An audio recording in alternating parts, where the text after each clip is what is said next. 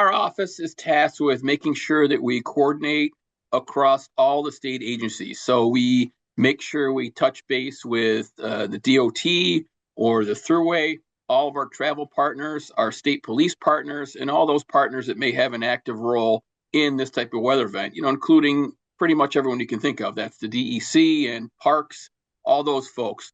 We early on, when we see the weather or the storm coming, we will either talk individually or jump on a call just to run through what we can expect, what we might see coming our way, what resources they have available, if they have any issues or shortages or anything needs to get addressed.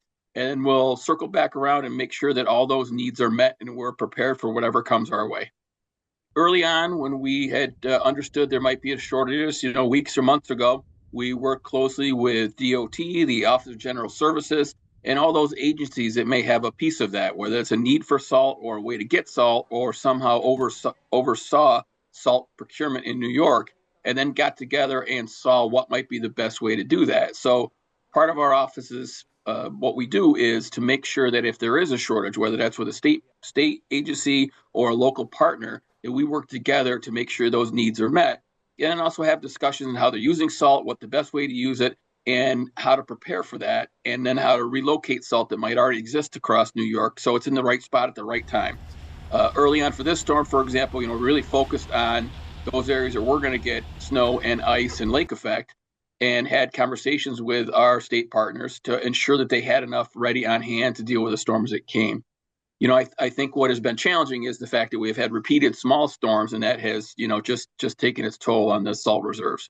But we're working together to get that accomplished. Part of also what we do is when we're having those conversations with our other state partners, whether that's the transportation partners or any of those emergency response partners, we early on will look at, again, what needs do you have? What focus areas do you have that might need to get addressed? And then internally with those agencies, we'll have those discussions of, okay, well, it's time for you to relocate whatever equipment that might be into those areas. And that's typical with any storm. It's not necessarily a snowstorm. It could be a flood or any of those things at all. That's all part of what we do and evaluate to make sure that, for instance, if there's a heavy snowstorm or a flood or some issue in the Syracuse area, where can we bring those resources in that aren't getting impacted? Is the Hudson Valley getting impacted? Is Western New York getting impacted? Is the North Country getting impacted? And can we shift those resources into those areas that are being most heavily impacted without depriving those areas we're bringing resources in? We did talk to the DOT and the Thruway, and they were shifting resources around both internally to their regions and externally to their divisions to make sure that they were properly resourced for the storm. I think, unfortunately, some of the things are beyond our control. Weather is always difficult, and when you have those things of Lake Erie and Lake Ontario not freezing over, that just leads to more lake effect snow. Those things are absolutely beyond our control.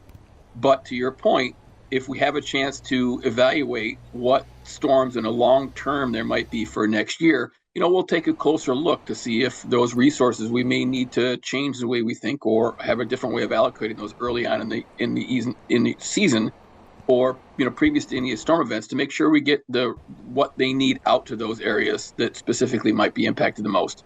That wasn't all that long ago. I seem to, as a kid, remember doing a lot of shoveling and snow blowing and moving snow from one pile to the other. And you're spot on. In the last few years, it hasn't been that much. So it's a supply and demand driven industry. And, maybe time to take a longer term look at the next winter forecast and evaluate that. It's problematic to start forecasting months or years ahead. And some of those are lake effect and ice are notoriously difficult to predict. But those are conversations we have every year. The same we do with any type of emergency. Do we have enough flood equipment? Do we have enough fire response equipment? Every year we go through all that and make sure we're allocated and set. We're very fortunate. Governor Hochul has given us plenty of resources and assets to tackle and deal with whatever comes our way. So we're in a good spot across New York. I think part of what we're asking the communities to do is, if they have an opportunity to stay inside and let the plows do their work, please do. A plow it's a pretty big piece of equipment. They are challenging to move around, and the more people can stay off the roads, the faster they'll be able to get those roads open. And it also opens it up to any emergency vehicles that might need to be traveling around as well. Just be considerate of that. I know New York has lots of opportunities to get out and enjoy the outdoors, whether you like to ice fish or ski or toboggan or tube or hike or whatever those things are. All those opportunities will still be there tomorrow and the next day. I know everybody loves the fresh new snow, but don't risk traveling. It just complicates things too much. And if you can take that tactical pause, stay inside, do all those things that are fun for families to do that are inside, take advantage of those and just give it a minute. Our transportation and plow partners do an outstanding job getting the roads clear. I'm always amazed that when a snowstorm comes within an hour or 2 hours or half a day, you're looking at fresh blacktop again and you can get out and travel around. So just let them do their work. Give them the time and the room they need, and we'll get through this just as a team all together. Also, if you do have to go out and do any snowblowing or shoveling, do that properly. Make sure you wear the right layers, hydrate, take lots of breaks.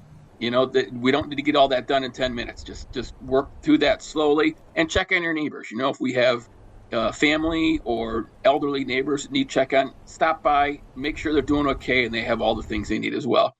And lastly, I would say too, if you have any questions or concerns, check with your local news, watch the weather closely, check in with the county websites or your local community websites in case they are setting up any warming shelters or spots where you can go and do those things you need to do. They'll help with any road closures or travel. It really is the best spot to gather all that information.